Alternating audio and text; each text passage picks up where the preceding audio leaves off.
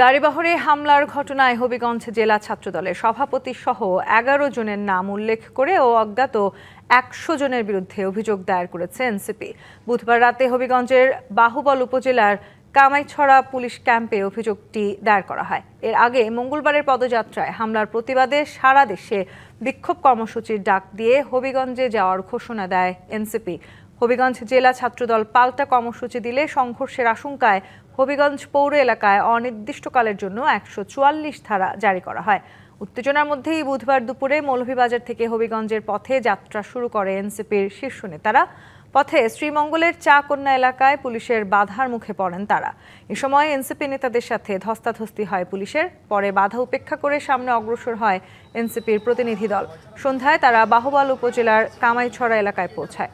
গতকালের ঘটনায় অভিযোগ দিতে দলের আহ্বায়ক নাহিদ ইসলাম, নাসিরউদ্দিন পাটোয়ারি, মাহমুদা মিতু, হাসনাত আবদুল্লাহ ও সারোয়ার তুষার কামাইছড়া পুলিশ ক্যাম্পে গিয়ে ১১১ জনের বিরুদ্ধে অভিযোগ দেন। পুলিশ অভিযোগটি মামলা হিসেবে গ্রহণের আশ্বাস নিয়েছে বলে জানান তারা। এদিকে পরিস্থিতি নিয়ন্ত্রণে জেলা জুড়ে পুলিশের পাশাপাশি বিজিবি মোতায়েন করা হয়েছে। বাধা পেরিয়ে হবিগঞ্জের বাহুবল উপজেলার কামাইছড়া পুলিশ ক্যাম্পে পৌঁছেছেন এনসিপি নেতারা। এ বিষয়ে জানাতে সরাসরি যোগ দিচ্ছেন সহকর্মী সনি আহমেদ চৌধুরী। সনি, হবিগঞ্জের পৌর এলাকায় এখনকার পরিস্থিতি কেমন, সেই সাথে নতুন করে কোনো গোলযোগের শঙ্কা আপনি দেখছেন কিনা এবং আইন শৃঙ্খলা বাহিনীর তৎপরতা সম্পর্কে জানাবেন আমাদের। ঘটনার আদ্যপ্রান্ত যদি একটু সংক্ষিপ্তভাবে বলে দিতে চাই, গতকাল এনসিপির যেই পথসভা শেষে হামলার ঘটনায় আজ কিন্তু এনসিপির একটি কর্মসূচি ছিল, পাশাপাশি ছাত্রদল, যুবদল, বিএনপি কিন্তু কর্মসূচি দিয়েছিল। পাল্টাপাল্টি কর্মসূচিকে ঘিরে দিনভর উত্তেজনা ছিল। এরই মাঝে জেলা প্রশাসনের পক্ষ থেকে ১৪৪ ধারা জারি করা হয়। পুলিশ প্রশাসনের পক্ষ থেকে পাশাপাশি বিজিবি, র্যাব তারা কিন্তু দিনভর হবিগঞ্জ শহরের বিভিন্ন গুরুত্বপূর্ণ মোড়ে অবস্থান নেয়। একটি জিনিস বলে রাখি যে হবিগঞ্জে আসার পথে মৌলভীবাজার থেকে এনসিপির কেন্দ্রীয় নেতৃবৃন্দ অর্থাৎ এনসিপির আহ্বায়ক নাহিদ ইসলাম সহ কেন্দ্রীয় নেতৃবৃন্দ যখন হবিগঞ্জের পথে রওনা হন, প্রতিমধ্যে শ্রীমঙ্গলের চা কন্যা এলাকায় এখানে কিন্তু তাদেরকে আটকে দেয় হবিগঞ্জ জেলা পুলিশ। তারপর কিন্তু সেই বাধা উপেক্ষা করে বাধা ডিঙ্গিয়ে কিন্তু তারা হবিগঞ্জের বাহুবল উপজেলার মুছাই বাজার নামক স্থানে তারা কিন্তু এসে পৌঁছায়। তারপর ফের পুলিশের বাধার মুখে পড়ে, তারপর পুলিশের সঙ্গে ধস্তাধস্তির ঘটনা ঘটে। তারপর কিন্তু তারা সেই বাধাও অতিক্রম করে হবিগঞ্জের বাহুবল উপজেলার যেই কামাইছড়া চা বাগান এলাকা আছে সেই এলাকায় তারা অবস্থান নেয়। এক পর্যায়ে তারা বৃষ্টিতে ভিজে কিন্তু সেখানে বসে পড়ে। তারপর দীর্ঘক্ষণ সেখানে তারা অবস্থান নেয়।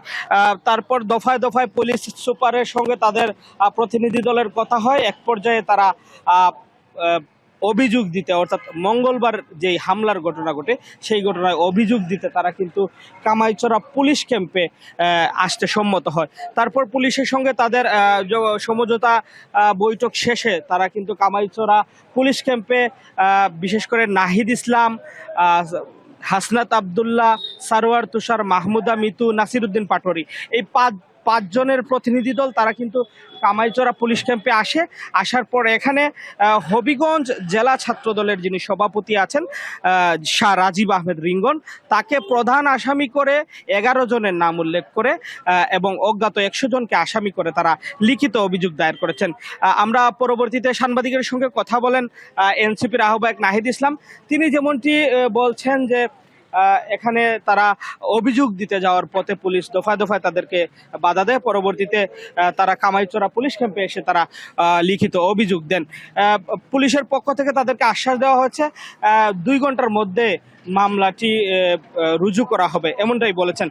আরেকটি জিনিস বলে রাখা প্রয়োজন যে দিনভর এখানে রাস্তা অর্থাৎ মিরপুর শ্রীমঙ্গল সড়ক কিন্তু দীর্ঘ যানজটের সৃষ্টি হয়। যানজটের ফলে কিন্তু মানুষের ভোগান্তি চরম আকার ধারণ করে।